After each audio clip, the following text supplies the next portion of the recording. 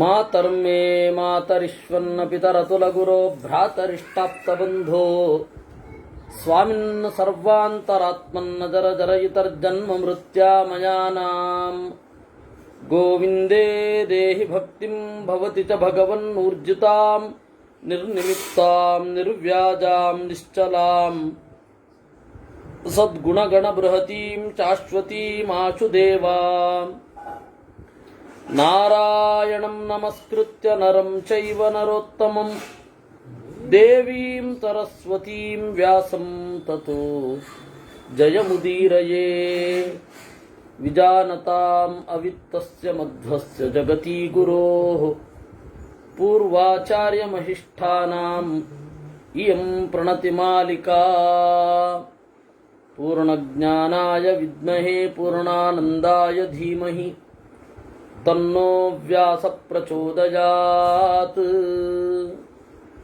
ಜಾಜಲಿ ಕೇಳಿದ, ತುಲಾಧಾರ, ನೀನು ತೀರ ಜೀವನದ ಸಾಮಾನ್ಯ ನಡೆಯನ್ನು ಹಿಂಸೆ ಅಂತ ಪ್ರತಿಪಾದನೆ ಮಾಡ್ತಾ ಇದ್ದಿ. ಬಾಳೋದು ಹೇಗೆ? ಯಾಗ ಮಾಡೋದು ತಪ್ಪೇ? ಕೃಷಿ ಮಾಡೋದು ಹಿಂಸೆಯೇ? ಜಗತ್ತಿನಲ್ಲಿ ಹಿಂಸರವಲ್ಲದ್ದು ಯಾವುದು? ನೀನು ಹೇಗೆ ಪ್ರತಿಪಾದನೆ ಮಾಡಿದೆ ಅಂತ ಹೇಳಿದರೆ ಕೃಷಿ ಅಂತನ್ನೋದು, ಲಕ್ಷಾಂತರ ಕ್ರಿಮಿಗಳ ಹನನ, ಭೂಮಿ ವಿದಾರಣ, ಭೂಮಿಯ ಸೀಳುವಿಕೆ, ಇವುಗಳೆಲ್ಲ ಮಾಡಿ ಬದುಕೋದೇ ಕಷ್ಟ ಅಂತ ಮಾಡಿಬಿಟ್ಟಿಯಲ್ಲಪ್ಪ. ನಾಸ್ತಿಕನ ಕಡೆಗೆ ನೀನು ಯಜ್ಞ ವಿರೋಧಿಯ? ಅದಕ್ಕೆ ತುಲಾಧಾರ ಹೇಳಿದೆ, ನಾನು ಯಜ್ಞ ವಿರೋಧಿ ಅಲ್ಲ, ನಾಸ್ತಿಕನಲ್ಲ.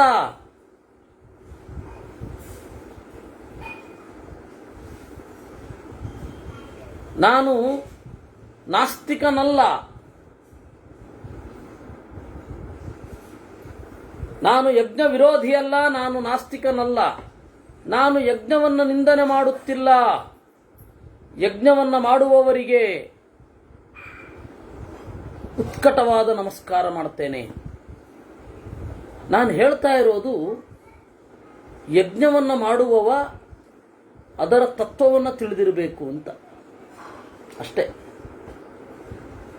ಯಾಕೆ ಅಂದರೆ ಅಗ್ನೌ ಪ್ರಾಸ್ತಾಹುತಿ ಸಮ್ಯಕ್ ಆದಿತ್ಯಮುಪಗಚ್ಚತಿ ಆದಿತ್ಯ ಜಾಯತೆ ವೃಷ್ಟಿ ವೃಷ್ಟೇರನ್ನಂ ತತ ಪ್ರಜಾ. ಇದನ್ನ ಮನುಸ್ಮೃತಿ ಇದೆ ಈ ವಿಚಾರದಲ್ಲಿ. ಆಮೇಲೆ ಕೃಷ್ಣ ಗೀತೆಯಲ್ಲಿ ಸ್ವಲ್ಪ ಇದನ್ನೇ ಹೇಳಿದ್ದಾನೆ. ವಿಶೇಷತಃ ಅಥರ್ವಣೋಪನಿಷತ್ತು ಇದನ್ನ ಹೇಳಿದೆ. ಅಗ್ನೌ ಪ್ರಾಸ್ತಾಹುತಿ ಬ್ರಹ್ಮನ್ ಆದಿತ್ಯಮುಪಗಚ್ಚತಿ. ಅಗ್ನಿಯಲ್ಲಿ ನಾವು ಹಾಕಿದ ಆಹುತಿ ಆದಿತ್ಯನ ಒಳಗಡೆ ಇರುವ ದೇವರನ್ನ ಸೇರುತ್ತೆ. ಅದು ಯಜ್ಞ. ನಾವು ಮಾಡುವ ಒಳ್ಳೆಯ ಕ್ರಿಯೆ, ಕರ್ತವ್ಯ, ಅದನ್ನು ನಾವೇನು ಸಮರ್ಪಣೆ ಮಾಡ್ತೇವೆ ಅದನ್ನ ಸೂರ್ಯಮಂಡಲದ ಒಳಗಡೆ ಇರುವ ದೇವರು ಸ್ವೀಕಾರ ಮಾಡಿ ಆಮೇಲೆ ಮಳೆಯನ್ನು ಅನುಗ್ರಹಿಸ್ತಾನೆ ಮೇಲ್ಗಡೆಯಿಂದ. ಆದಿತ್ಯ ಜಾಯತೆ ವೃಷ್ಟಿ. ಆ ಮಳೆಯಿಂದ ವೃಷ್ಟೇರನ್ನಂ ಅನ್ನ, ತತ ಪ್ರಜಾ, ಆಮೇಲೆ ಪ್ರಜೆಗಳು. ಯಜ್ಞಾತ್ ಸ್ವನುಷ್ಠಿತಾತ್ ಪೂರ್ವೇ ಸರ್ವಾನ್ ಕಾಮಾಂಶ್ಚ ಲೇಭಿರೇ ಅಕೃಷ್ಟ ಪಚ್ಯಾ ಪೃಥಿವೀ ಆಶೀರ್ಭಿರ್ವಿರುಧೋ ಭವನ್. ಯಜ್ಞ ಚೆನ್ನಾಗಿ ಮಾಡಿದಾಗ, ಅಂದರೆ ಅವರವರ ಕರ್ತವ್ಯವನ್ನ ಚೆನ್ನಾಗಿ ಮಾಡಿದಾಗ ಅವರ ಬಯಕೆಗಳು ಸಹಜವಾಗಿ ಈಡೇರ್ತಾ ಇತ್ತು. ಅಕೃಷ್ಟ ಪಚ್ಯಾ ಪೃಥಿವೀ, ಹೊಲವನ್ನು ಉಳಬೇಕಿರಲಿಲ್ಲ, ಕೃಷಿ ಬೇಕಾಗಿರಲಿಲ್ಲ. ಅವತ್ತಿನ ಕಾಲದಲ್ಲಿ, ಕೃತಯುಗದಲ್ಲಿ ಕೃಷಿ ಬೇಕಾಗಿರಲಿಲ್ಲ. ಆಶೀರ್ಭಿ ವಿರುಧ ಅಭವನ್. ಬಯಸಿದಾಗ ಬೆಳೆ ಬರ್ತಾ ಇತ್ತು, ಬಯಸಿದ ಹಾಗೆ ಬರ್ತಾ ಇತ್ತು. ಅದು ಕೃತಯುಗದ ಕಾಲ. ನಮ್ಮ ಕರ್ತವ್ಯವನ್ನು ನಾವು ಚೆನ್ನಾಗಿ ಮಾಡಿದರೆ ಸಾಕು, ಅದು ದೇವರ ಪೂಜೆ, ಅದು ಯಜ್ಞ. ಅಷ್ಟು ಸರಳವಾದ ಬಾಳುವೆ ಕೃತಯುಗದ ಜನರದ್ದಾಗಿತ್ತು.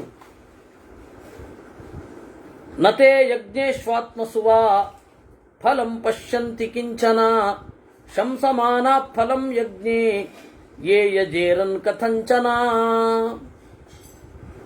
ಆದರೆ ನಂತರದ ಕಾಲ ಬಂತು, ಯಜ್ಞ ಮಾಡ್ತಾರೆ, ಫಲ ಸಿಗಲ್ಲ.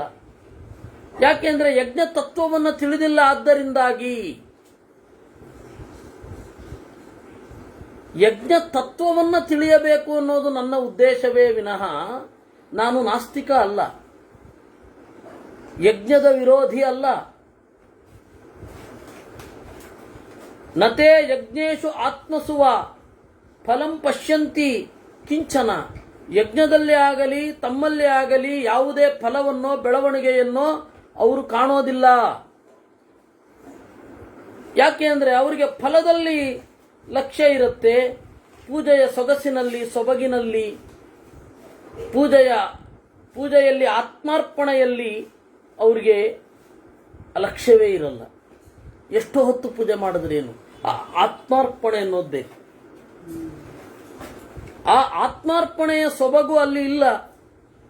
ಜಾನಂತಶ್ಚ ತಥಾ ಸಾಧು ಲುಬ್ಧಾ ವಿತ್ತ ಪ್ರಯೋಜನಾ ತೇ ಸ್ಮ ಪಾಪ ಕೃತಾಂ ಲೋಕಾನ್ ಗಚ್ಚೇಯುಪಾಪ ಕರ್ಮಿಣಃ. ಪೂಜೆ ಮಾಡೋದು ಯಾಕೆ? ವಿತ್ತ ಪ್ರಯೋಜನಾ, ಹಣ ಬರಲಿ ಅಂತ. ಲುಬ್ಧಾ, ಲೋಭಿಗಳು. ಆ ಲೋಭಿಗಳಾಗಿ ಪೂಜೆ ಮಾಡ್ತಾ ಇದ್ರೆ ಅವರು ಪಾಪಿಗಳ ಲೋಕಕ್ಕೆ ಹೋಗಬೇಕೇ ವಿನಃ ಅವರಿಗೆ ಒಳಗಡೆ ಹೊರಗಡೆ ಬೆಳವಣಿಗೆ ಆಗಲ್ಲ. ಪ್ರಮಾಣಮಪ್ರಮಾಣೇನ ಯಕ್ಕುರ್ಯಾದ ಶುಭಂ ನರಃ ಸಪಾಪಾತ್ಮ ಕೃತ ಪ್ರಜ್ಞಃ ಸದೈವೇಹ ದ್ವಿಜೋತ್ತಮ. ಅಪ್ರಮಾಣೇನ ಪ್ರಮಾಣಂ ಕುರ್ಯಾತ್. ಈ ಶ್ಲೋಕವೇ ಬಹಳ ವಿಚಿತ್ರ. ಅಪ್ರಮಾಣದಿಂದ ಪ್ರಮಾಣವನ್ನ ಯಾರು ಮಾಡ್ತಾನೋ, ಏನ್ ಹಾಗಂದ್ರೆ ವೇದವನ್ನ ಪ್ರಮಾಣ ಅಂತ ಸ್ವೀಕಾರ ಮಾಡಲ್ಲ, ಆದರೆ ವೇದದಲ್ಲಿರುವ ಯಾಗ ಮಾಡೋದು. ವೇದ ಪ್ರಾಮಾಣ್ಯದ ಬಗ್ಗೆ ನಾವು ಯಾಕೆ ಇದನ್ನು ಒಪ್ತಾ ಇದ್ದೇವೆ ಅನ್ನುವ ಅರಿವೇ ಇರಲ್ಲ. ಆ ಪೂಜೆ ಮಾಡಿಸಿದ್ರೆ ಸರಿ ಹೊರಟೋಗ್ಬಿಡತ್ತಂತೆ.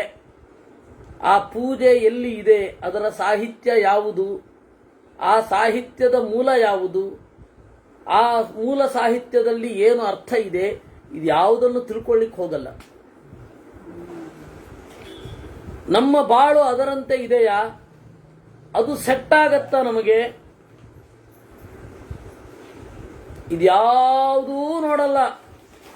ಅದು ಮಾಡಬೇಕಂತೆ, ಮಾಡಿದ್ರೆ ಫಲ ಸಿಗತ್ತಂತೆ. ಬಹಳ ಹಿಂದೆ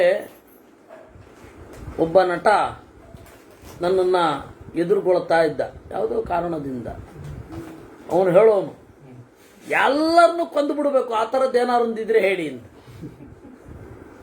ಅಲ್ಲಪ್ಪ, ನಾನು ಇಲ್ಲಿ ಬಂದಿರೋದು ರೈಟರ್ ಆಗಿ, ನನಗೆ ಬರಲ್ಲ, ಅವೆಲ್ಲ ಗೊತ್ತಿಲ್ಲ. ಭಟ್ರ ಆಚಾರ್ಯ ಶಾಸ್ತ್ರಿಗಳು ಅವನಿಗೇನು ಬೇಕಿಲ್ಲ, ಎಲ್ಲರೂ ಸತ್ತೋಗ್ಬಿಡ್ಬೇಕು, ಆ ಥರದ್ದು ಒಂದು ಯಾಗ ಮಾಡಿ ಅಂತ ಇದ್ದ. ಅವನಿಗೆ ಯಾವ ಮೂಡಲ್ಲಿ ಇರ್ತಿದ್ದೋ ದೇವರಿಗೆ ಗೊತ್ತು. ಆದ್ರೆ ಹೀಗಿರ್ತಾರೆ. ಅವರಿಗೆ ಅವರು ಬಯಸಿದ ಫಲ ಬೇಕು. ಅವರಿಗೆ ಅಪ್ರಮಾಣೇನ ಪ್ರಮಾಣಂ ಕುರುವಂತಿ ಅಶುಭಂ ಕುರುವಂತಿ. ಅಪ್ರಮಾಣವಾಗಿ ಪ್ರಮಾಣವನ್ನು ಮಾಡ್ತಾರೆ. ಅಂದ್ರೆ ಹೇಗೆ ಇರಬೇಕು ಅಂತ ಇದೆಯೋ ಆ ವಿಚಾರದಲ್ಲಿ ಪ್ರಮಾಣವನ್ನು ಸ್ವೀಕಾರ ಮಾಡಲ್ಲ. ಆದ್ರೆ ಅವರಿಗೆ ಬೇಕಾದಂತೆ ಪ್ರಮಾಣವನ್ನು ಸ್ವೀಕಾರ ಮಾಡ್ತಾರೆ. ಅವನು ಸಪಾಪಾತ್ಮ, ಅವನು ಪಾಪಿ, ಅವನು ಅಕೃತ ಪ್ರಜ್ಞ, ಅವನ ಪ್ರಜ್ಞೆ ಮಾಗಿಲ್ಲ. ಹೀಗಾಗಿ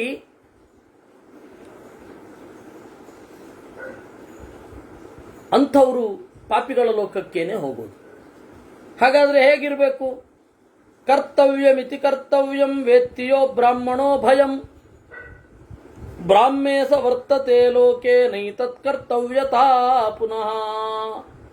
ಕರ್ತವ್ಯ ಮಿತಿ ಕರ್ತವ್ಯ, ಮಾಡಬೇಕು ಅಂದರೆ ಮಾಡಬೇಕು ಅಷ್ಟೇ. ದೇವರ ಪೂಜೆ ಮಾಡಬೇಕು, ಮಾಡೋದು.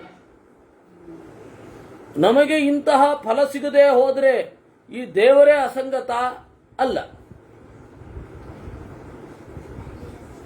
ನಾವು ಆ ರೀತಿ ಹೇಳಲೇ ಇಲ್ಲ ಯಾವತ್ತು. ನಿನಗೆ ಫಲ ಸಿಗಲಿಕ್ಕಾಗಿ ಇದನ್ನು ಮಾಡು ನೋಡು ಅಂತ ಹೇಳಲಿಲ್ಲ.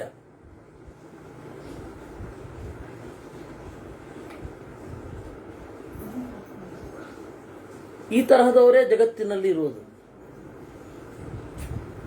ಒಬ್ಬ ಇದ್ದ, ಅವನಿಗೆ ಜ್ವರ ಬಂತು, ಅವನ ತಾಯಿ ಹರಿಸ್ಕೊಂಡ್ಳು, ಇವನು ಜ್ವರ ಪರಿಹಾರ ಆದರೆ ಮುಸ್ಲಿಂ ಕನ್ವರ್ಟ್ ಆಗ್ತೇವೆ ಅಂತ ಕನ್ವರ್ಟ್ ಆದ. ಅಲ್ಲ, ಅವನಿಗೆ ನಿಮ್ ಜ್ವರ ಪರಿಹಾರ ಮಾಡಲಿಕ್ಕೆ ಧರ್ಮ ಇರೋದು ದೇವರಿರೋದಾ? ಸ್ವಲ್ಪ ಮುಂದುವರೆದಿದ್ರೆ ಅದು ಹೋಗೋದು. ಇದರಿಂದಾಗಿ ಒಂದು ಧರ್ಮವನ್ನು ಅಳಿಯೋದು ಇತ್ಯಾದಿಗಳೆಲ್ಲ ಅಸಂಗತ.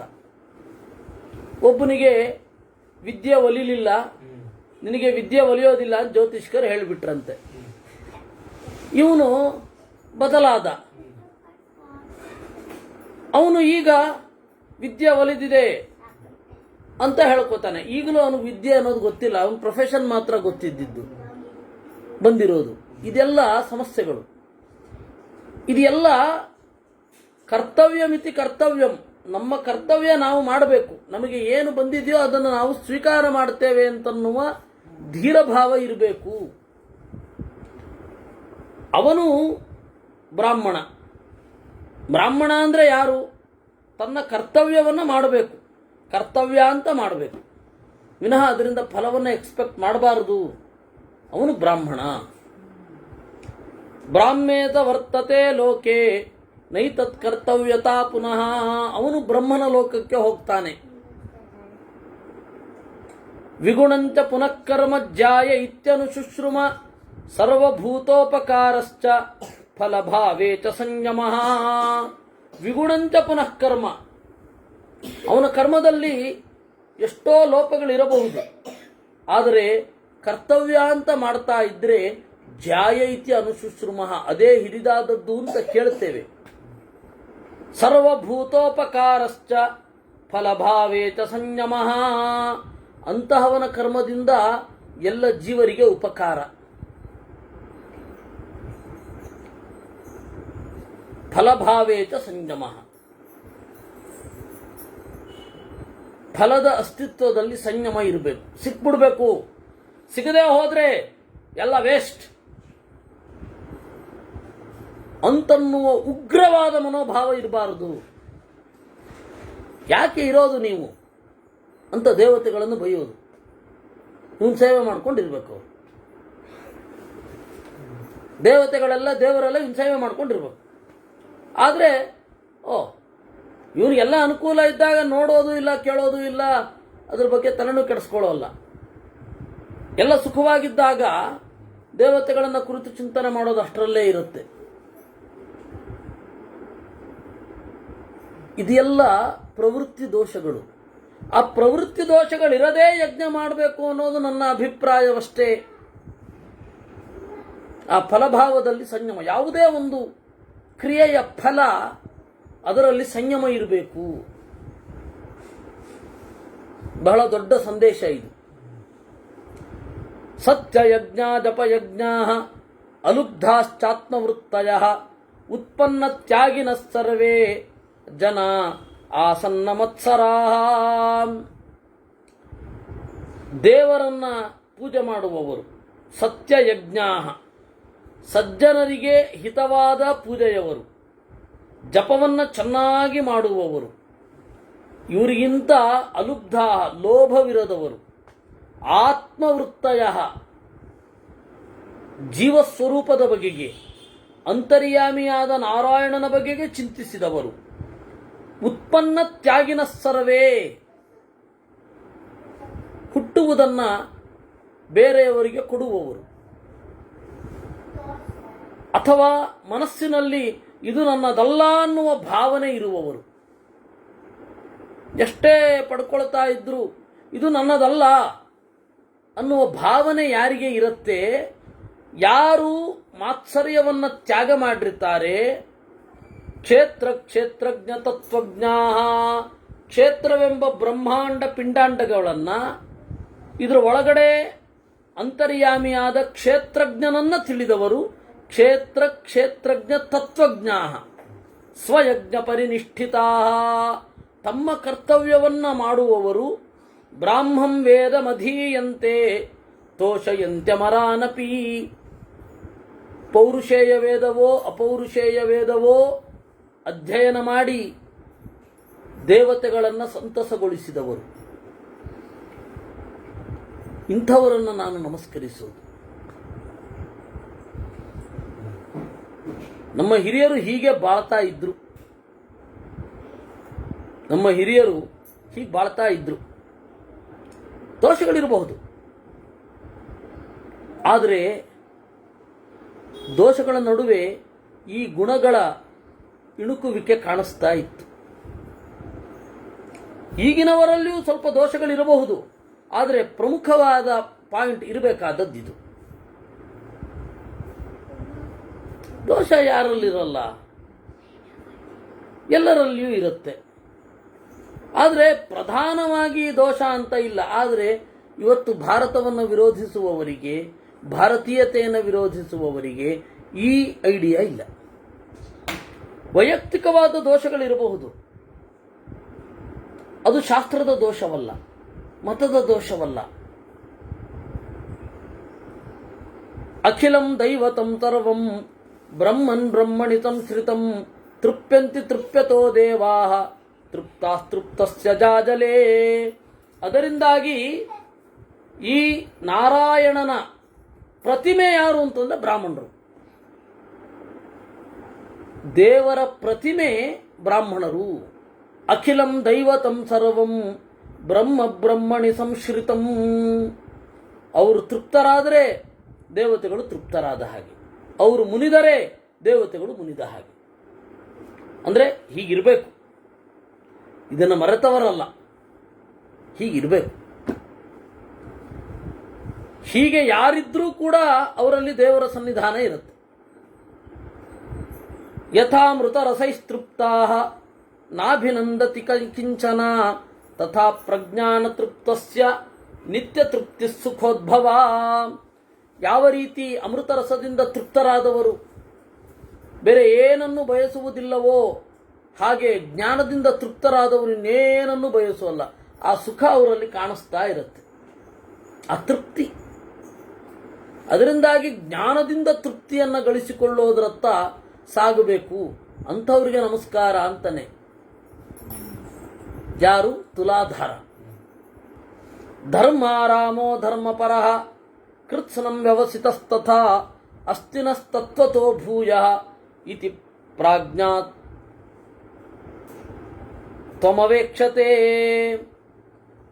ಪ್ರಾಜ್ಞಸ್ತು ಅವೇಕ್ಷತೆ. ನಾನು ಧರ್ಮಾರಾಮನಾಗಿರಬೇಕು. ಆರಾಮ ಅಂದರೆ ಸಂತೋಷ, ಧರ್ಮದಿಂದ ತೃಪ್ತಿ ಇರಬೇಕು, ಧರ್ಮನಿಷ್ಠನಾಗಿರಬೇಕು. ಕೃತ್ಸ್ನಂ ವ್ಯವಸಿತ, ತತ್ವದ ಬಗ್ಗೆ ನಿಶ್ಚಯ ಇರಬೇಕು. ಅಸ್ತಿನಸ್ತತ್ವತೋ ಭೂಯಃ, ನಮಗೆ ಹಿರಿದಾದ ತತ್ವವಿದೆ ಅಂತ ಹೇಳಿ ಪ್ರಜ್ಞೆ ಇರಬೇಕು. ನಮ್ಮ ಪಾಲಿಗೆ ಆ ತತ್ವ ಎನಿಸಿದ ದೇವರಿದ್ದಾನೆ ಅಂತನ್ನುವ ಪ್ರಜ್ಞೆ ಇರಬೇಕು. ಅವನು ಪ್ರಾಜ್ಞ. ಜ್ಞಾನ ವಿಜ್ಞಾನಿನ ಕೇಚಿತ್ ಪರಂಪಾರಂ ನಿನೀತವಃ ಅತೀವ ತತ್ಸದಾ ಪುಣ್ಯಂ ಪುಣ್ಯಾಭಿಜನ ಶೋಭಿತಂ. ಜ್ಞಾನ ವಿಜ್ಞಾನಿನ ಕೇಚಿತ್, ಕೆಲವರು ಜ್ಞಾನವನ್ನು ವಿಜ್ಞಾನವನ್ನು ತಿಳಿದವರು. ಯಾಕೆಂದರೆ ಅವರಿಗೆ ಜಗದಾಚೆಯ ದಡವನ್ನು ಸೇರ್ಲಿಕ್ಕಿರುತ್ತೆ. ಅದರ ಕಡೆ ಸಾಗುವುದೇ ಪುಣ್ಯ.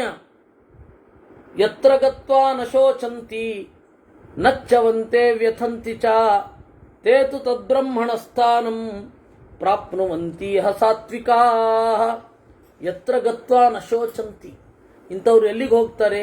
ಎಲ್ಲಿಗೆ ಹೋದರೆ ದುಃಖ ಇಲ್ಲವೋ, ಎಲ್ಲಿಗೆ ಹೋದರೆ ಜಾರುವುದಿಲ್ಲವೋ, ಎಲ್ಲಿಗೆ ಹೋದರೆ ವ್ಯಥೆ ಇಲ್ಲವೋ ಅದು ಬ್ರಹ್ಮನ ಸ್ಥಾನ. ನೈವತೆ ಸ್ವರ್ಗವಿಚ್ಛಂತಿ ನಯಜಂತಿ ತಪೋಧನಾ ಸತಾಂ ವರ್ತ್ಮಾನುವರ್ತಂತೆ ಯಥಾ ಬಲಮಹಿಂಸೆಯ. ಅವರು ಸ್ವರ್ಗವನ್ನು ಬಯಸುವುದಿಲ್ಲ, ಸ್ವರ್ಗಕ್ಕಾಗಿ ಯಾಗ ಮಾಡುವುದಿಲ್ಲ, ಸಜ್ಜನರ ದಾರಿಯಲ್ಲಿ ಇರ್ತಾರೆ. ಅಹಿಂಸೆ ಅವರ ಜೀವನದ ಉದ್ದೇಶ, ಗುರಿ ಆಗಿರುತ್ತೆ. ವನಸ್ಪತೀನ್ ಓಷಧೀಶ್ಚ ಫಲಮೂಲಾನಿ ತೇ ವಿದುಃ ನಚೈತಾನ್ ಋತ್ವಿಜೋ ಲುಬ್ಧಾ ಯಾಜಯಂತಿ ಧನಾರ್ಥಿನಃ. ವನಸ್ಪತಿಗಳನ್ನು, ಔಷಧಿಗಳನ್ನು, ಫಲಗಳನ್ನು, ಮೂಲಗಳನ್ನು ದೇವರಿಗೆ ಸಮರ್ಪಣೆ ಮಾಡ್ತಾರೆ ವಿನಃ ಅದನ್ನ ಲೌಕಿಕವಾದ ಫಲಕ್ಕಾಗಿ ಹಣವನ್ನು ಬಯಸಿ ಪೂಜಿಸುವುದಿಲ್ಲ. ಅಂಥವ್ರಿಗೂ ನಮಸ್ಕಾರ ಅಂತ. ಸ್ವಮೇವಾರ್ಥಂ ವಿಕುರ್ವಾಣಾಃ ಯಜ್ಞಾಂಶ್ಚಕ್ರುರನೃತ್ವಿಜಃ ಪರಿನಿಷ್ಠಿತ ಕರ್ಮಾಣಃ ಪ್ರಜಾನುಗ್ರಹಕಾಂಕ್ಷಿಣಃ. ತಮ್ಮ ಲಾಭವನ್ನು ಕಡೆಗಣಿಸಿ ಕರ್ಮಗಳನ್ನು ಚೆನ್ನಾಗಿ ಮಾಡುತ್ತಾ ಮುಂದಿನವರಿಗೆ ಸುಖವಾಗಲಿ ಅನ್ನುವ ಬಯಕೆಯಿಂದ ಯಾಗಾದಿಗಳನ್ನು ಮಾಡ್ತಾರೆ. ಪ್ರಾಪಯೇಯು ಪ್ರಜಾಸ್ವರ್ಗೇ ಸ್ವಧರ್ಮಾಚರಣೇನ ವೈ ಇತಿಮೇ ವರ್ತತೆ ಬುದ್ಧಿ ಸಮ ಸರ್ವತ್ರ ಜಾಜಲೇ. ಇವರ ಬುದ್ಧಿಯನ್ನು ಸಮ ಅಂತ ಕರೆಯೋದು. ನಾನು ಇಂತಹ ಯಜ್ಞತತ್ವವನ್ನು ಬಲ್ಲವರು ಮಾಡುವ ಯಾಗವನ್ನು ಪ್ರಿಫರ್ ಮಾಡ್ತೇನೆ. ಕೃಷಿಯನ್ನು ಬೈತಾ ಇಲ್ಲ, ನಾನು ಯಾಗವನ್ನು ಬೈತಾ ಇಲ್ಲ, ಪೂಜೆಯನ್ನು ಬೈತಾ ಇಲ್ಲ. ಪೂಜೆಯ ತತ್ವ ಹೀಗಿರಬೇಕು ಅಂತ ಹೇಳ್ತಾ ಇದ್ದೇನೆ. ಸೊ ಇಂಥವ್ರು ಕರ್ಮ ಮಾಡ್ತಾ ಇದ್ದಾಗ ಜನ ನೋಡಿ ಲೋಕಸಂಗ್ರಹಮೇವಾಪಿ ಸಂಪಶ್ಯನ್ ಕರ್ತುಮರ್ಹಸಿ ಅನ್ನುವ ಲೆವೆಲ್ಗೆ ಬರ್ತಾರೆ. ಇದನ್ನು ಹೇಳ್ತಾ ಇರೋದು. ಲೋಕಸಂಗ್ರಹಕ್ಕಾಗಿ ಕರ್ಮ ಮಾಡಿ ಅಂದ್ರೆ ನೀವು ಪ್ರಜ್ಞಾವಂತರಾಗಿ ಕರ್ಮ ಮಾಡಿ ಇನಿಷಿಯಲ್ ಸ್ಟೇಜಲ್ಲಿ ನಿಮ್ಮನ್ನು ಕೆಲವರು ಅನುಸರಿಸ್ತಾರೆ, ಆಮೇಲೆ ಅವರು ಕೂಡ ಪ್ರಜ್ಞಾವಂತರಾಗ್ತಾರೆ. ಯಾಕೆಂದ್ರೆ ತೊಂದರೆ ಆಗಬಾರ್ದಲ್ಲ. ಅನುಕರಣೆಯೇ ಮಾಡಬೇಡಿ ಅಂತ ಹೇಳಿಬಿಟ್ರೆ ತೊಂದರೆ ಆಗತ್ತೆ, ಅನುಕರಣೆ ಮಾಡಿ ಅಂತಂದ್ರೆ ಕುರುಡು ಪಾಠ ಆಗತ್ತೆ.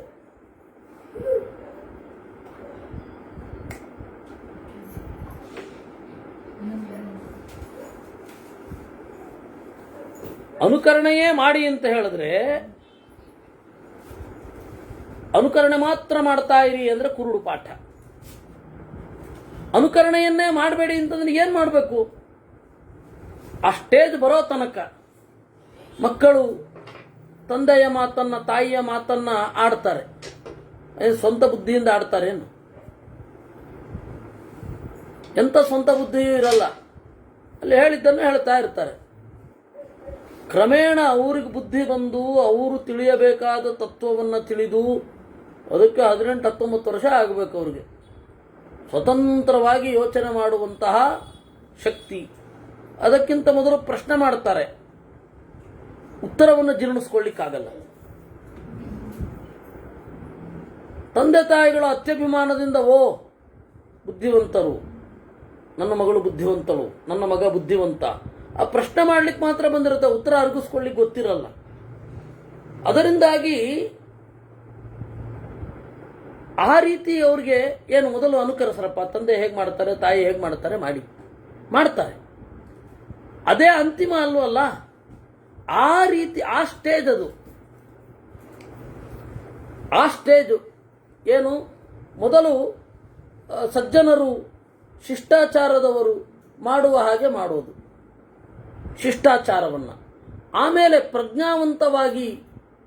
ಪ್ರಜ್ಞಾವಂತಿಕೆಯಿಂದ ಅದರ ನಿಜವಾದ ಸೊಬಗನ್ನು ಕಂಡುಕೊಳ್ಳೋದು. ಕೃಷ್ಣ ಹೇಳಿದ್ದು ಶ್ರೇಯಾನ್, ಅದು ಯದ್ಯದಾಚರತಿ ಶ್ರೇಷ್ಠ, ಅದು ಜನರ ಮೆಂಟಾಲಿಟಿಯನ್ನು ಹೇಳಿದ್ದು. ಶ್ರೇಷ್ಠನಾದವನು ಯಾವುದನ್ನು ಮಾಡುತ್ತಾನೆ, ಸಯತ್ ಪ್ರಮಾಣಂ ಕುರುತೆ ಲೋಕಸ್ತದನು ವರ್ತತೆ. ಅನುಸರಿಸುತ್ತಾರೆ ಎಂದನೇ ವಿನಃ ಅನುಸರಣೆಯೇ ಧರ್ಮ ಅಂತ ಹೇಳಲಿಲ್ಲ. ಅಂದ್ರೆ ಆ ಗೀತೆಯ ಆ ಭಾಗಕ್ಕೆ ಜಾಜಲಿಯ ತುಲಾಧಾರನ ಈ ಸಂವಾದದಲ್ಲಿ ಉತ್ತರ ಇದೆ.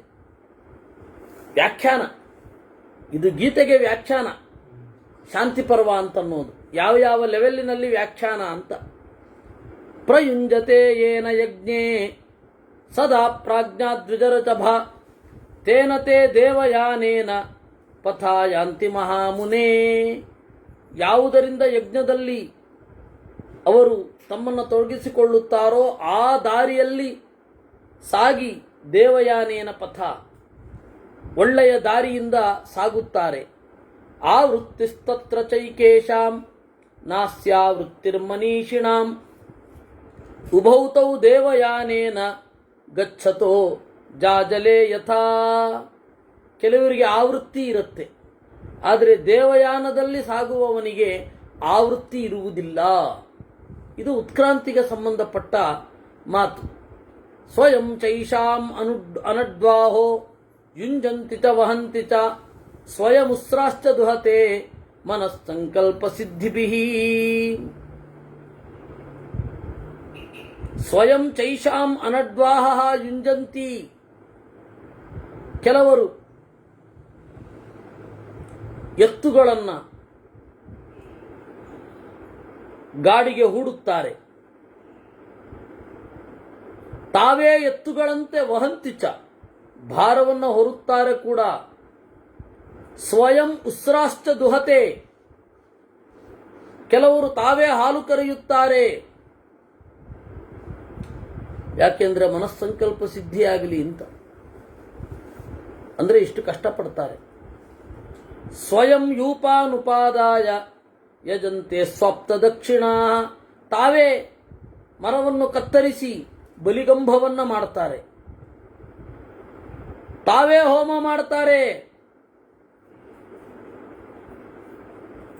ಯಸ್ತತಾ ಭಾವಿತಾತ್ಮ ಸ್ಯಾತ್ ಸಕಾಮಾನ್ ಲಬ್ಧುಮರ್ಹತಿ. ಅವರು ಈ ಲೋಕದ ಬಯಕೆಗಳನ್ನ ಹೊಂದುತ್ತಾರೆ. ಓಷಧೀಭಿಸ್ತದಾ ಬ್ರಹ್ಮನ್ ಯಜೇರನ್ಸ್ತೇನ ತಾದೃಚಾಃ ಶ್ರದ್ಧಯಾಹಂ ಪುರಸ್ಕೃತ್ಯ ತಾದೃಶಂ ಪ್ರಬ್ರವೀಮಿತೇ.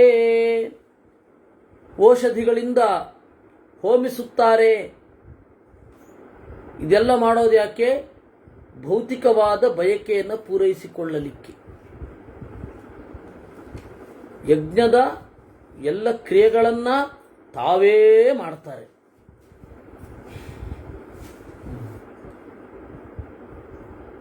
ಅಂತಹವರನ್ನ ಕುರಿತು ನಾನು ಹೇಳ್ತಾ ಇರೋದು, ಆ ತರಹದ ಯಜ್ಞದಲ್ಲಿ ಹಿಂಸೆ ಇರುತ್ತೆ ಅಂತ. ನಿರಾಶಿಷ ಮನಾರಂಭಂ ನಿರ್ನಮಸ್ಕಾರಮಸ್ತುತಿಂ ಅಕ್ಷೀಣಂ ಕ್ಷೀಣಕರ್ಮಾಣಂ ತಂ ದೇವಾ ಬ್ರಾಹ್ಮಣಂ ವಿದುಹು. ನಿರಾಶಿಷಂ ದೇವರಿಗೆ ವಿರುದ್ಧವಾದ ಬಯಕೆ, ವೇದಕ್ಕೆ ವಿರುದ್ಧವಾದ ಬಯಕೆ ಯಾರಿಗಿಲ್ಲವೋ, ಅನಾರಂಭಂ ಕಾಮಪೂರ್ವಕವಾದ ಪ್ರವೃತ್ತಿ ಯಾರಿಗಿಲ್ಲವೋ, ಯಾರಿಗೆ ಕೇವಲ ಕಾಮನೆಯಿಂದ ನಮಸ್ಕಾರ ಮಾಡುವ ಬುದ್ಧಿ ಇಲ್ಲವೋ, ಕೇವಲ ಕಾಮನೆಯಿಂದ ಯಾರು ಸ್ತುತಿ ಮಾಡಲ್ವೋ, ದೇವರ ಗುಣಗಳಿಂದ ಮಾರು ಹೋಗಿ ಯಾರು ಸ್ತುತಿ ಮಾಡ್ತಾರೋ, ಅಕ್ಷೀಣಂ ಲೌಕಿಕವಾದ ತೊಂದರೆಗಳಿಂದ ಖತಿಗೊಳ್ಳದ, ಕ್ಷೀಣ ಕರ್ಮಾಣಂ ಕೇವಲ ಲೋಕಕ್ಕೆ ಸಂಬಂಧಪಟ್ಟ ಕರ್ಮಗಳನ್ನು ಕಡಿಮೆ ಮಾಡುವ ವ್ಯಕ್ತಿಯನ್ನ ಬ್ರಾಹ್ಮಣ ಅಂತ ಕರೀತಾರೆ. ನ ಶ್ರಾವಯನ್ನ ಚ ಯಜನ್ ನ ದದ್ದದ್ ಬ್ರಾಹ್ಮಣೇಚು ಚ ಗ್ರಾಮ್ಯಾಂ ವೃತ್ತಿಂ ಲಿಪ್ಸಮಾನಃ ಕಾಮ್ಯಗತಿಂ ಯಾತಿ ಜಾಜಲೇ. ಅದರಿಂದಾಗಿ ಹೀಗೆ ಮಾಡದವನು ಯಾವ ಗತಿಗೆ ಹೋಗಬೇಕು? ಕೇವಲ ಗ್ರಾಮ್ಯ ವೃತ್ತಿಯನ್ನು ಮಾಡ್ತಾ ನನಗೆ ಈ ಇಂದ್ರಿಯಗಳು ತೃಪ್ತಿಯಾಗುವಂತೆ ಮಾಡಬೇಕಷ್ಟೆ ಅಂತ ಹೇಳಿ ಯಾರು ಹೋಮ ಮಾಡ್ತಾರೆ, ಯಾರು ಪೂಜೆ ಮಾಡ್ತಾರೆ, ಗ್ರಾಮ ಅಂದರೆ ಇಂದ್ರಿಯಗಳ ಸಮೂಹ, ಗ್ರಾಮ್ಯ ಅಂದರೆ ಇಂದ್ರಿಯ ಸುಖ. ಇಂದ್ರಿಯ ಸುಖವನ್ನು ಮಾತ್ರ ಬಯಸಿ ಇದೆಲ್ಲವನ್ನು ಮಾಡಬಾರದು. ಅದಕ್ಕೆ ಜಾಜಲಿ ಕೇಳ್ತಾನೆ, ಅಥಸ್ಮ ಕರ್ಮಣಾಕೇನ ವಾಣಿಜ ಪ್ರಾಪ್ನುಯಾತ್ ಸುಖಂ ಮಹಾಪ್ರಾಜ್ಞ ವದಸ್ವೈತತ್ ಭೃಶಂ ವೈ ಶ್ರದ್ಧದಾಮಿತೇ. ಅದಕ್ಕೆ ಜಾಜಲಿ ಕೇಳಿದ, ಎಲೈ ತುಲಾಧಾರನೆಂಬ ವ್ಯಾಪಾರಿಯೇ, ಯಾವ ಕರ್ಮ ಮಾಡಿದ್ರೆ ಸುಖ ಆಗತ್ತೆ ಹೇಳು. ತುಲಾಧಾರ ಉಭಯಸ್ಯಾನುಪಾಯಜ್ಞೋ ನೈವ ಯಜ್ಞಮತಾರ್ಹತಿ ಆಜ್ಯೇನ ಪಯಸಾ ದಧ್ನಾ ಸತ್ಕೃತ್ಯಾಮಿಕ್ಷಯಾ ತ್ವಚಾ ವಾಲೈ ಪಾದೈಶ್ಚ ಶೃಂಗೇಣ ಸಂಭವತ್ಯೇವ ಗೋರ್ಮುಖಂ ಪಾತ್ನೀವತೇನ ವಿಧಿನಾ ಪ್ರಕರೋತಿ ನಿಯೋಜಯನ್. ಈ ಲೋಕದ ಆ ಲೋಕದ ಎರಡರ ಬಗೆಗೆ ಪ್ರಜ್ಞೆ ಇರುವವನು ಮಾಡಿದ ಕರ್ಮದಿಂದ ಸುಖ ಸಿಗತ್ತೆ. ಬಿಟ್ಟು ಆಜ್ಯೇನ ಹಸುವಿನ ತುಪ್ಪ ಆಯ್ತಾ, ಹಾಲು, ಮೊಸರು, ಆಮಿಕ್ಷ ಹಾಲು ಮೊಸರನ್ನ ಹೆಪ್ಪು ಹಾಕಿ ಸ್ವಲ್ಪ ಇನ್ನೇನು ಮೊಸರಾಗಬೇಕಷ್ಟೇ, ಇನ್ನು ಮೊಸರಾಗಿರಲ್ಲ, ಹಾಲು ಆಗಿರಲ್ಲ, ಅಂತಹ ಸ್ಟೇಟಲ್ಲಿರುವ ಒಂದು ದ್ರವ್ಯದಿಂದ ಪೂಜಿಸುವುದು ಆಮಿಕ್ಷ ಅಂತ ಕರೀತಾರೆ. ಅದನ್ನು ಹಾಕೋದ್ರಿಂದ ಹಸುವಿನ ಬಾಲದಿಂದ, ಪಾದದಿಂದ, ಆಮೇಲೆ ಶೃಂಗೇಣ ಕೊಂಬನ್ನು ಬಳಸಿ ಮಾಡುವ ಯಾಗಗಳಿಂದ ಪುಣ್ಯ ಏನು ಬರಲ್ಲ. ಮತ್ತೆ ಜ್ಞಾನಪೂರ್ವಕವಾಗಿರಬೇಕು ಅನ್ನೋದು ತಾತ್ಪರ್ಯ. ಯಾಕೆಂದ್ರೆ ಗೋವಿನ ಪಾದಗಳು ಎಷ್ಟು, ಆ ಪಾದಗಳು ಎಲ್ಲಿಯ ತನಕ ಹೋಗಬೇಕು, ಎಲ್ಲಿಯ ತನಕ ಹೋಗಬಹುದು ಅನ್ನೋದನ್ನು ಇಟ್ಟುಕೊಂಡು ವೃಷೋತ್ಸರ್ಗ ಅಂತನ್ನುವ ಒಂದು ವಿಧಾನವನ್ನು ಮಾಡಿಸ್ತಾರೆ. ಇವತ್ತು ನಾವು ಗೂಳಿ ಬಿಡ್ಲಿಕ್ಕಾಗಲ್ಲ, ಬೆಂಗಳೂರಲ್ಲಿ ಎಲ್ಲಿ ಗೂಳಿ ಬಿಡೋದು.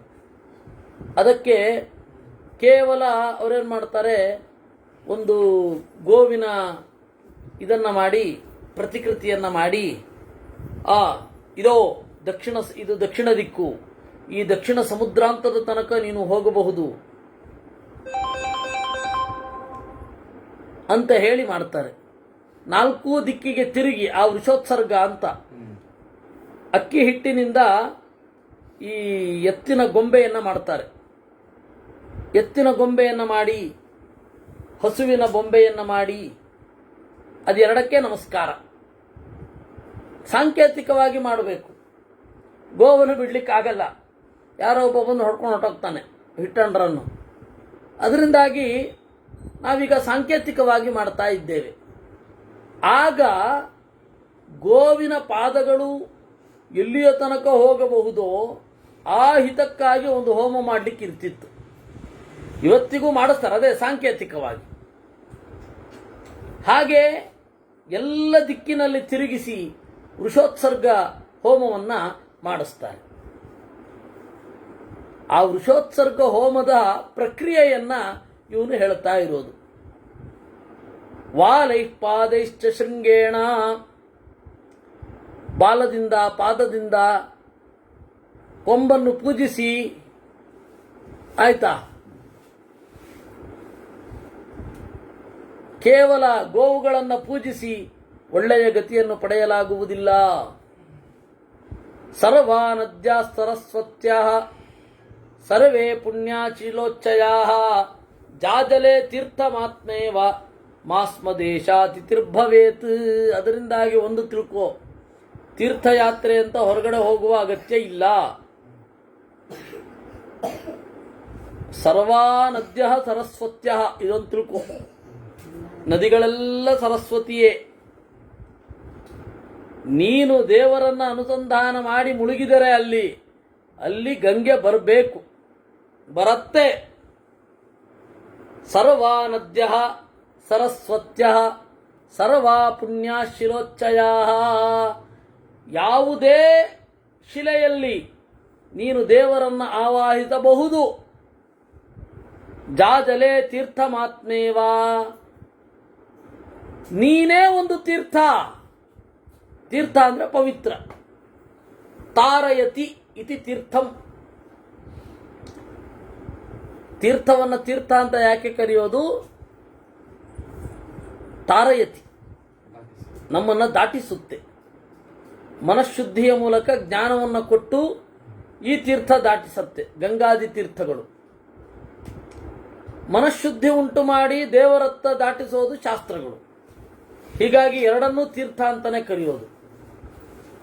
ಮತ್ತೆ ಸ್ವಾಮಿಗಳಿಗೆ ತೀರ್ಥ ಅಂತಾರಲ್ಲ, ಆನಂದ ತೀರ್ಥ ಅಂದ್ರೆ ಏನು?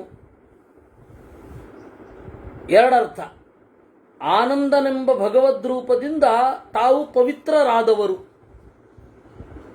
ಆನಂದ ತೀರ್ಥ. ಇನ್ನೊಂದು ತೀರ್ಥ ಅಂದ್ರೆ ಶಾಸ್ತ್ರ. ಆನಂದವನ್ನು ಉಂಟು ಮಾಡುವ ಶಾಸ್ತ್ರವನ್ನು ಕೊಟ್ಟವರು. ಇದು ಎಲ್ಲರಿಗೂ ಅವರವರ ಒಂದು ಕ್ರಮಕ್ಕೆ ಅನ್ವಯ ಆಗತ್ತೆ. ಅವರವರ ಒಂದು ಗ್ರೇಡಿಗೆ ಸಂಬಂಧಪಟ್ಟು ಎಲ್ಲರೂ ಇದೇ ಅರ್ಥ. ರಾಘವೇಂದ್ರ ತೀರ್ಥರು ಅಂದ್ರೆ ಇದೇ ಅರ್ಥ. ರಾಮನನ್ನ ಧ್ಯಾನಿಸುವುದರಿಂದ ಪವಿತ್ರವಾದವರು, ರಾಮನನ್ನ ತಿಳಿಸುವ ಶಾಸ್ತ್ರವನ್ನು ಕೊಟ್ಟವರು. ವಾದಿರಾಜ ತೀರ್ಥರು, ರಾಘವೇಂದ್ರ ತೀರ್ಥರು, ವೇದವೇದ್ಯ ತೀರ್ಥರು, ವೇದರಾಜ ತೀರ್ಥರು, ವಿಶ್ವವಂದ್ಯ ತೀರ್ಥರು, ಯಾರ್ಯಾರಿದ್ದಾರೆ ಎಲ್ಲರಿಗೂ ಇದೇ ಅರ್ಥ. ಅವರ ದೇವರು, ಆ ದೇವರ ಹೆಸರು ಅದು. ಆ ದೇವರ ಹೆಸರು, ಅವರು ಆ ದೇವರನ್ನ ಚಿಂತನೆ ಮಾಡುವುದರಿಂದ ಪವಿತ್ರರಾದವರು, ಆ ದೇವರನ್ನು ತಿಳಿಸುವ ಶಾಸ್ತ್ರವನ್ನು ಕೊಟ್ಟವರು. ಎರಡೂ ಅರ್ಥದಲ್ಲಿ ಅವರು ತೀರ್ಥರು. ಅದರಿಂದಾಗಿ ಅವನು ಹೇಳ್ತಾನೆ, ಜಾಜಲೆ ತೀರ್ಥಮಾತ್ಮೇವಾ, ತಾನೇ ತೀರ್ಥ. ಮಾಸ್ಮದೇಶಾತ್ ತಿರ್ಭವೇತ್. ಅದರಿಂದಾಗಿ ಬೇರೆ ಬೇರೆ ದೇಶಗಳನ್ನು ಸುತ್ತಾ ಇರಬೇಡ. ಇದರದ್ದು ಒಂದು ಪಾಯಿಂಟನ್ನ ವ್ಯಾಸವಿಠಲರು ವಿಜಯರಾಯರ ಕವಚದಲ್ಲಿ, ಲೆಕ್ಕವಿಲ್ಲದ ದೇಶ ತುಕ್ಕಿ ಬಂದರು, ದುಃಖವಲ್ಲದೆ ಲೇಷ ಭುಕುತಿ ದೊರಕದೋ. ಅಂದರೆ ಪ್ರಜ್ಞಾವಂತರಾಗಬೇಕು ಅಂತ ಅನ್ನೋ ತಾತ್ಪರ್ಯ. ಅಲ್ಲಿ ಸ್ವಲ್ಪ ಅತಿಶಯೋಕ್ತಿ ಇದೆ. ಇಲ್ಲಿ ತಿರುಗಿದ್ರೆ ಸಾಕು ಅಂತ ಹೇಳಿ ಅದನ್ನು ಬದಿಗಿಟ್ರೆ ಇದೇ ಸ್ಪಿರಿಟ್. ದೇವರನ್ನ ಅನುಸಂಧಾನ ಮಾಡಬೇಕು, ಶಾಸ್ತ್ರವನ್ನು ಚಿಂತನೆ ಮಾಡಬೇಕು, ತಾನೇ ತೀರ್ಥಕ್ಷೇತ್ರ ಆಗ್ತಾನೆ. ನಹ್ಯಮ್ಮಯಾನಿ ತೀರ್ಥಾನಿ, ಭಾಗವತದಲ್ಲಿ 10ನೇ ಸ್ಕಂಧದಲ್ಲಿ ಬರುವ ಒಂದು ಮಾತು. ನದೇವಾ ಮೃಚ್ಛಿಲಾಮಯಾಹ ತೀರ್ಥೀ ಕುರುವಂತಿ ತೀರ್ಥಾನಿ ಸ್ವಾತ್ಮಸ್ಥೇನ ಗಜಾಭೃತ ಅಂತ. ತನ್ನ ಒಳಗಡೆ ದೇವರ ಅನುಸಂಧಾನವನ್ನು ಗಟ್ಟಿ ಮಾಡಿಕೊಂಡ್ರೆ ಇವನೇ ತೀರ್ಥಕ್ಷೇತ್ರವಾಗ್ತಾನೆ. ವಿಷ್ಣು ತೀರ್ಥರದ್ದು ಮೊದಲು ಹಾಗಿತ್ತಂತೆ. ತೀರ್ಥಕಂ ವಿಷ್ಣು ತೀರ್ಥಂಚ ವಿಷ್ಣು ತೀರ್ಥಶ್ಚ ತೀರ್ಥಕಂ ಅಂತ. ಫಸ್ಟ್ ಲೆವೆಲಲ್ಲಿ ಮಧ್ವವಿಜಯದಲ್ಲಿ ಬರೋದು. ಮೊದಲನೇ ಲೆವೆಲಲ್ಲಿ ವಿಷ್ಣು ತೀರ್ಥರಿಂದ ತೀರ್ಥ ಪವಿತ್ರ ಆಯಿತು. ಇದು ವಿಷ್ಣು ತೀರ್ಥರನ್ನ ತೀರ್ಥ ಪವಿತ್ರ ಮಾಡಿದವು. ತೀರ್ಥಾಭಿಮಾನಿ ದೇವತೆಗಳು ವಿಷ್ಣು ತೀರ್ಥರನ್ನ ಪವಿತ್ರಗೊಳಿಸಿದರು. ಆಮೇಲೆ ವಿಷ್ಣು ತೀರ್ಥಶ್ಚ ತೀರ್ಥಕಂ. ಅವ್ರು ಯಾವ ಲೆವೆಲ್ಗೆ ಬೆಳೆದ್ರು ಅಂದ್ರೆ ಇವ್ರು ಮುಳುಗಿದ್ರಿಂದಾಗಿ ಅವ್ರು ಪವಿತ್ರ ಆದರು. ಅದರಿಂದಾಗಿ ಜಾಜಲೆ ತೀರ್ಥಮಾತ್ಮೇವಾ ಮಾಸ್ಮದೇಶಾತಿಥಿರ್ಭವೇತ್ ಏತಾನಿ ದೃಶಕಾನ್ ಧರ್ಮಾನ್ ಆಚರನ್ಯಹ ಜಾಜಲೆ ಕಾರಣೈರ್ಧರ್ಮಮನ್ವಿಚ್ಛನ್ ಸಲೋಕಾನ್ ಪ್ರಾಪ್ನುತೆ ಶುಭಾನ್. ಈ ತರಹದ ಧರ್ಮಗಳನ್ನು ಆಚರಿಸುತ್ತಾ ಕಾರಣೈಹಿ ಧರ್ಮಮನ್ವಿಚ್ಛನ್, ಈ ಜಗತ್ತಿಗೆ, ಈ ಜಗತ್ತಿನ ನಡೆಗೆ ಕಾರಣ ಏನಿದೆ ಅವರ ಮೂಲಕ ಧರ್ಮವನ್ನು ಬಯಸುತ್ತಾ, ಅಂದ್ರೆ ಈ ಲೋಕಕ್ಕೆ ಕಾರಣರ್ಯಾರು? ದೇವತೆಗಳು. ಇಲ್ಲಿ ಮಳೆಗೆ, ಬೆಳೆಗೆ, ಉಣಿಸಿಗೆ, ಬಟ್ಟೆಗೆ, ನಾವು ಅನುಭವಿಸುವ ಎಲ್ಲಕ್ಕೂ ಕೂಡ ಕಾರಣರಾದ ದೇವತೆಗಳ ಮೂಲಕ ಧರ್ಮವನ್ನು ಬಯಸ್ತಾ ಯಾರು ಸಾಗುತ್ತಾರೆ ಅವನು ಒಳ್ಳೆಯ ಲೋಕವನ್ನು ಹೊಂದುತ್ತಾನೆ. ಅಂದರೆ ಎಚ್ಚರ ಇರಬೇಕು ಅಂತ. ಯಾವುದೇ ಒಂದು ವಸ್ತುವನ್ನು ಉಪಯೋಗಿಸುವಾಗ ಎಚ್ಚರ ಇರಬೇಕು. ಇದು ಎಲ್ಲಿಂದ ಬಂದದ್ದು, ನಮಗೆ ಇದು ಯಾರು ಕೊಟ್ಟದ್ದು, ಇದರ ಮಿತಿ ಏನು, ಇದರ ಶಕ್ತಿ ಏನು, ಈ ಎಚ್ಚರ ಇರಬೇಕು ಅಂತ.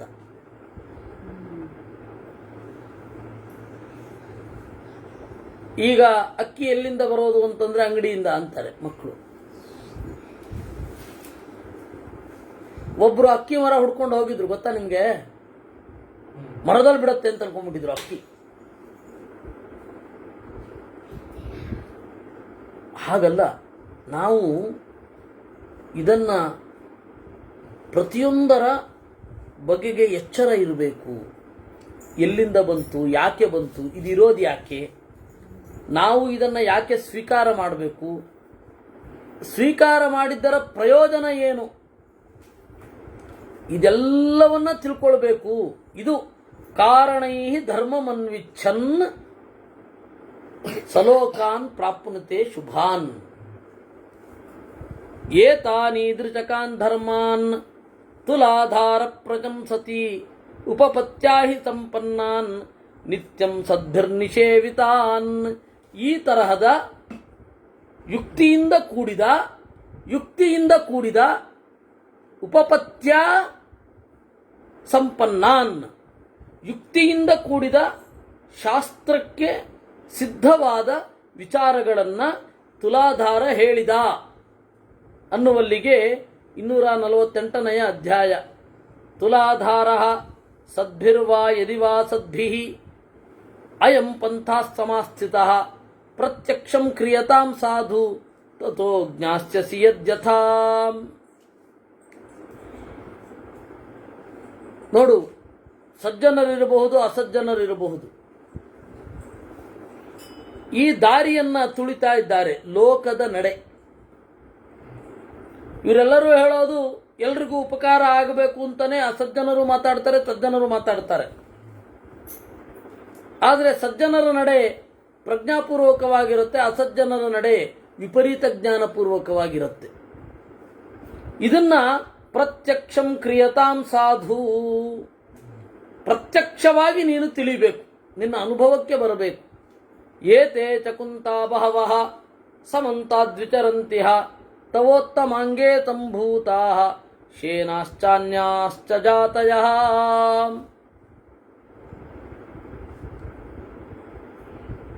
ನೋಡು,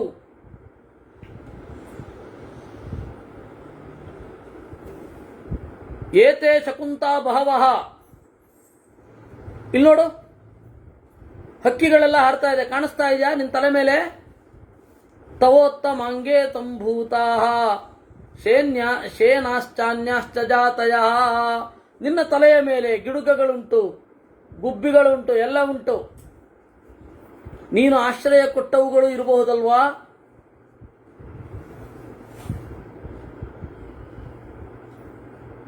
ತಲೆಯ ಮೇಲೆ ಗೂಡು ಕಟ್ಟಿ ಇರುವವುಗಳು ಇಲ್ಲಿರಬಹುದಲ್ವಾ? ಈ ಪಕ್ಷಿಗಳ ನಡುವೆ ಆ ಗುಬ್ಬಿಗಳು ಇರಬಹುದಲ್ವಾ? ಸಂಭಾವಯಂತಿ ಪಿತರಂ, ನಿನ್ನ ಮಕ್ಕಳಿದ್ದ ಹಾಗೆ ಅವುಗಳು, ಯಾಕೆಂದ್ರೆ ಸಾಕಿದ್ದಿ, ಆಶ್ರಯ ಕೊಟ್ಟಿದ್ದಿ. ಕರಿ ಪುತ್ರಾನ್ ಆಹ್ವಯ ಜಾಜಲೇ, ಕರಿ ಅವ್ರನ್ನ, ಮಾತಾಡಿಸ್ತೀನಿ ಅವುಗಳ ಕೈನಲ್ಲಿ. ಭೀಷ್ಮ ತಥೋ ಜಾಜಲಿನಾತೇತು ಸಮಾಹೂತಾಪತತ್ರಿಣ ವಾಚಮುಚ್ಚಾರಯನ್ ದಿವ್ಯಾಂ ಧರ್ಮಸ್ಯ ವಚನಾತ್ ಕಿಲ. ಆಗ ಜಾಜಲಿ ಏನು ಮಾಡಿದ? ಕರೆದ. ಅವನು ಒಳ್ಳೆ ತಪಸ್ವಿ, ಅವನು ಕರೆದ. ಬಂದ್ವು ಅವುಗಳು ಮಾತಾಡಿದ, ಇವ್ರಿಗೆ ಅರ್ಥ ಆಯ್ತು. ಪಕ್ಷಿಣ ಅಹಿಂಸಾಧಿಕೃತಂ ಕರ್ಮ ಇಹೈವ ಚ ಪರತ್ರ ಚ ಸ್ಪರ್ಧಾ ನಿಹಂತಿ ವೈಧರ್ಮಂ ಸಹತೋ ಹಂತಿ ತಂ ನರಂ. ಅಹಿಂಸಾದಿಗಳನ್ನು ಮಾಡಬೇಕು, ಈ ಲೋಕಕ್ಕೂ ಆ ಲೋಕಕ್ಕೂ ಅದು ಸುಖಕರ. ಆದರೆ ಧರ್ಮದಲ್ಲಿ ಸ್ಪರ್ಧೆ ಇರಬಾರದು. ಸ್ಪರ್ಧಾ ನಿಹಂತಿ ವೈಧರ್ಮಂ ಸಹತೋ ಹಂತಿ ತಂ ನರಂ. ಗೊತ್ತಾಯ್ತಾ? ಧರ್ಮೋ ರಕ್ಷತಿ ರಕ್ಷಿತ ಅಂತ ಇದೆಯಲ್ಲ, ಅದಕ್ಕೆ ಪ್ಯಾರಲಲ್ ಆಗಿರುವ ವರ್ಡಿಂಗ್ಸ್ ಇದು. ಸ್ಪರ್ಧಾ ನಿಹಂತಿ ವೈ ಧರ್ಮಂ. ಸ್ಪರ್ಧೆ ಅನ್ನೋದು ಧರ್ಮವನ್ನು ಕೊಂದು ಹಾಕಿಬಿಡತ್ತೆ. ಯಾವ ಕ್ಷಣದಲ್ಲಿ ನಿಮಗೆ ಸ್ಪರ್ಧೆ ಬಂತೋ ಆ ಕ್ಷಣದಲ್ಲಿ ನೀವು ಅಧಾರ್ಮಿಕರಾದ್ರಿ ಅಂತ ಅರ್ಥ. ಸೊ ಧರ್ಮಾಚರಣೆಯಲ್ಲಿ ಯಾವತ್ತೂ ಸ್ಪರ್ಧೆ ಇರಬಾರದು. ಸಮಾನಾಂ ಶ್ರದ್ಧದಾನಾನಾಂ ಸಮ್ಮತಾನಾಂ ಸುಚೇತತಾಂ ಕುರ್ವತಾಂ ಯಜ್ಞ ಇತ್ಯೇವ ನಾ ಯಜ್ಞೋ ಜಾತು ಚೇಷ್ಯತೆ. ಶ್ರದ್ಧೆಯನ್ನು ಇಡುವ, ಸಮ್ಮತರಾದ, ಒಳ್ಳೆಯ ಮನಸ್ಸಿರುವ, ಯಜ್ಞ ಇದು ನಮ್ಮ ಕರ್ತವ್ಯ ಅಂತ ಯಾರು ಮಾಡ್ತಾರೆ ಅವರು ಮಾಡಿದ್ದೆಲ್ಲ ಯಜ್ಞವೇ. ನೋಡಿ, ಇನ್ನೊಮ್ಮೆ ಹೇಳ್ತೇನೆ. ಸಮಾನಾಂ ಪ್ರಜ್ಞಾಪೂರ್ವಕವಾಗಿರುವವರು. ಮಾ ಅಂದರೆ ಪ್ರಜ್ಞಾ, ಸಮ ಅಂದರೆ ಮಯಾ ಸಹಿತ ಸಮಃ. ಪ್ರಜ್ಞಾಪೂರ್ವಕವಾಗಿರುವವರು, ಶ್ರದ್ಧೆ ಇಟ್ಟವರು, ಒಳ್ಳೆಯ ಮನಸ್ಸಿರುವವರು, ಪ್ರಾಜ್ಞರಿಗೆ ಸಮ್ಮತರಾದವರು. ಇದು ಯಜ್ಞ ಅಂತಷ್ಟೇ ಮಾಡ್ತಾರೆ. ಸ್ಪರ್ಧೆ ಇರಲ್ಲ, ಏನಿಲ್ಲ, ನನ್ನ ಕರ್ತವ್ಯ ಅಂತ ಮಾಡ್ತಾರೆ.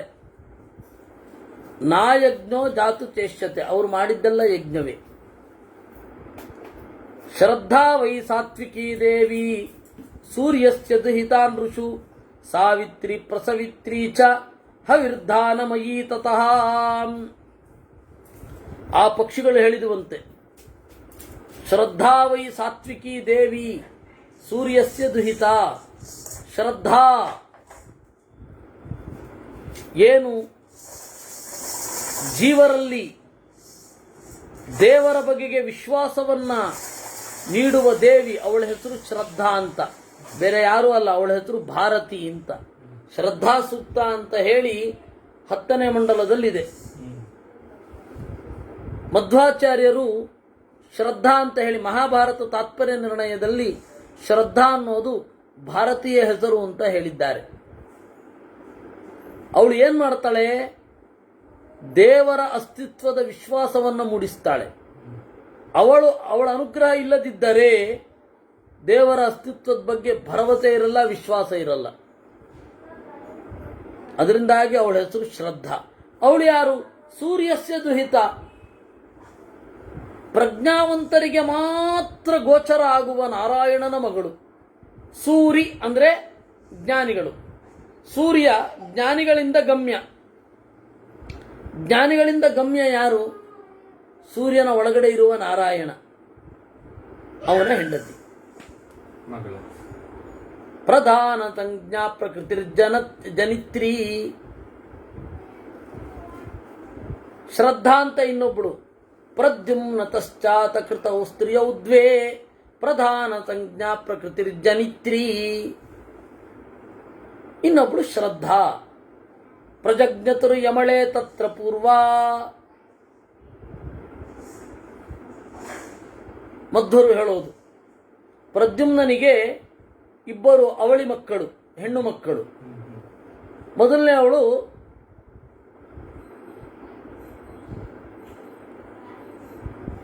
ಸರಸ್ವತಿ, ಪ್ರಧಾನ ಅಂತ ಕರೀತಾರೆ. ಅವಳನ್ನ ಬ್ರಹ್ಮದೇವರಿಗೆ ಕೊಟ್ಟ ಅಂತೆ. ಬ್ರಹ್ಮಾಂಡದ ಹೊರಗಡೆ ಆಗಿದ್ದ ಘಟನೆ ಇವೆಲ್ಲ. ಹೌದು. ಆಮೇಲೆ ಅಲ್ಲಿ ಇನ್ನೊಂದು ಹೆಣ್ಣು ಯಾರು ಅಂತಂದ್ರೆ ಶ್ರದ್ಧಾ. ಅವಳು ಮುಖ್ಯ ಪ್ರಾಣನ ಹೆಂಡತಿಯಾಗಿ. ಪ್ರಜಜ್ಞತುರು ಯಮಳೆ, ಆ ಶ್ರದ್ಧೆ. ಅದರಿಂದಾಗಿ ಶ್ರದ್ಧಾ ವೈ ಸಾತ್ವಿಕೀ ದೇವಿ ಸೂರ್ಯಸ್ಯ ದುಹಿತಾನ್ ಋಷು. ಅವಳದ್ದೇ ಇನ್ನೊಂದು ರೂಪವನ್ನು ಸಾವಿತ್ರಿ ಅಂತ ಕರೀತಾರೆ. ಪ್ರಸವಿತ್ರಿ, ಈ ಜಗತ್ತನ್ನ ಹೆತ್ತವಳು ಅಂತ ಕರೀತಾರೆ. ಆ ಶ್ರದ್ಧೆ ಇದ್ರೆ ಹವಿರ್ಧಾನಮಯೀ ತತಃ. ಹವಿಸ್ಸನ್ನ ನಿರ್ಮಾಣ ಮಾಡುವಂತಹ, ಹವಿಸ್ಸನ್ನ ಅರ್ಪಿಸುವಂತಹ ಬುದ್ಧಿ ಬೆಳೆಯುತ್ತೆ. ವಾಗ್ವೃದ್ಧಂ ತ್ರಾಯತೆ ಶ್ರದ್ಧಾ ಮನೋವೃದ್ಧಂ ತುಜಾಜಲೆ. ಶ್ರದ್ಧಾ ವೃದ್ಧಂ ವಾಂಗ್ಮನಸಿ ನ ಯಜ್ಞಸ್ತ್ರಾತುಮರ್ಹತಿ. ವಾಗ್ವೃದ್ಧಂ ತ್ರಾಯತೆ ಶ್ರದ್ಧಾ. ಮಾತು ಚೆನ್ನಾಗಿ ಬಲ್ಲವನಿಗೆ ಶ್ರದ್ಧೆ ಮೂಡುತ್ತೆ. ವಾಗ್ವೃದ್ಧಂ ತ್ರಾಯತೆ ಶ್ರದ್ಧಾ. ಶ್ರದ್ಧೆ ಅನ್ನೋದು ಇದ್ರೆ ಮಾತಿನಲ್ಲಿ ಮಾಗಿದವನಾಗುತ್ತಾನೆ, ಅಥವಾ ಮಾತಿನಲ್ಲಿ ಮಾಗಿದವನಿಗೆ ಶ್ರದ್ಧೆ ಮೂಡುತ್ತೆ. ವಾಗ್ವೃದ್ಧಂ ತ್ರಾಯತೆ ಶ್ರದ್ಧಾ. ಏಕೆಂದರೆ ಭಾಷೆ ಅನ್ನೋದು ಅತ್ಯಂತ ದುರುಪಯುಕ್ತವಾದದ್ದು, ಮಿಸ್ಯೂಸ್ಡ್ ಆಗಿದ್ದು. ಯಾರು ಅದರ ತತ್ವವನ್ನೇ ಅರಿಯದೆ ಮಾತಾಡ್ತಾ ಇದೀವಿ ನಾವಿವತ್ತು, ಬೇಕಾಬಿಟ್ಟಿ. ಉಚಿತವಾಗಿ ಸಿಕ್ಕಿದ್ರೆ ಇದು ರೇಷನ್ ತರಹ ಇರಬೇಕಿತ್ತು, ಗೊತ್ತಾಗೋದಿಲ್ಲ ಮಹತ್ವ. ಹೇಗೆ ಬಳಸ್ತಾ ಇದ್ದೀವಿ ಭಾಷೆನ ಅಂತಂದ್ರೆ ಅದರ ಮೂಲ ಸ್ಫೂರ್ತಿಯೇ ನಮಗೆ ತಿಳಿಯೋದಷ್ಟು. ಭಾಷೆ ಏನಕ್ಕೂ ಪ್ರಯೋಜನ ಇಲ್ಲ, ಅದನ್ನು ತಗೊಳ್ಬೇಡಿ ಅಂತ ಹೇಳ್ತಾರೆ. ಯಾರು ಎಜುಕೇಶನ್ ಪಾಲಿಸಿಯಲ್ಲಿ ಭಾಷೆಗೆ ಲೀಸ್ಟ್ ಸ್ಥಾನ. ಸಂಸ್ಕೃತ ಎಲ್ಲ ತಗೊಳ್ಬೇಡಿ, ನೀವು ಅಪ್ಲೈಡ್ ಸೈನ್ಸ್ ಕೋರ್ಸ್ ತಗೊಳ್ಳಿ, ಅದಕ್ಕೆ ಬೆಲೆ ಇದೆ ಅಂತ ಹೇಳಿಬಿಡ್ತಾರೆ ಕಾಲೇಜುಗಳಿಗೆ ಹೋದ್ರೆ. ಈ ಪರಿಸ್ಥಿತಿ. ಆದರೆ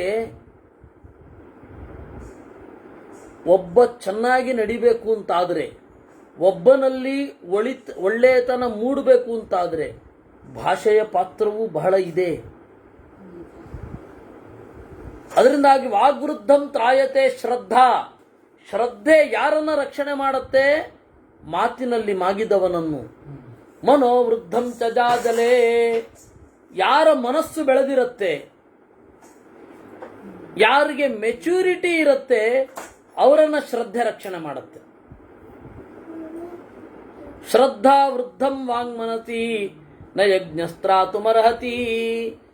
ಆ ಶ್ರದ್ಧಾ ವೃದ್ಧನನ್ನ ಮಾತು ರಕ್ಷಣೆ ಮಾಡುತ್ತೆ, ಮನಸ್ಸು ರಕ್ಷಣೆ ಮಾಡುತ್ತೆ. ಅದರಿಂದಾಗಿ ನಯಜ್ಞಸ್ತ್ರಾತುಮರ್ಹತಿ. ಯಜ್ಞದಿಂದ ರಕ್ಷಣೆ ಅಲ್ಲ, ಶ್ರದ್ಧೆ.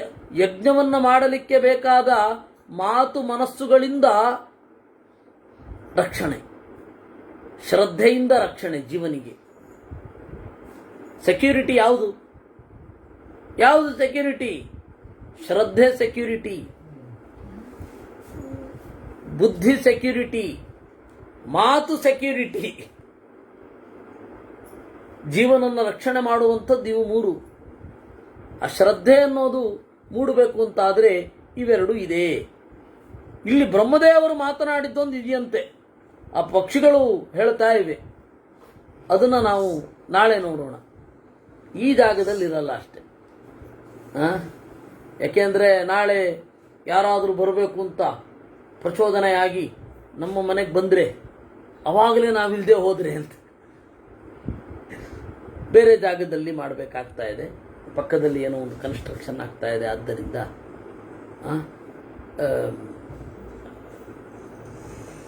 ನಾಳೆ ಇದು ಯಥಾ ಪ್ರಕಾರ ಮುಂದುವರಿಯುತ್ತೆ. ಕೃಷ್ಣಾರ್ಪಣಮಸ್ತು.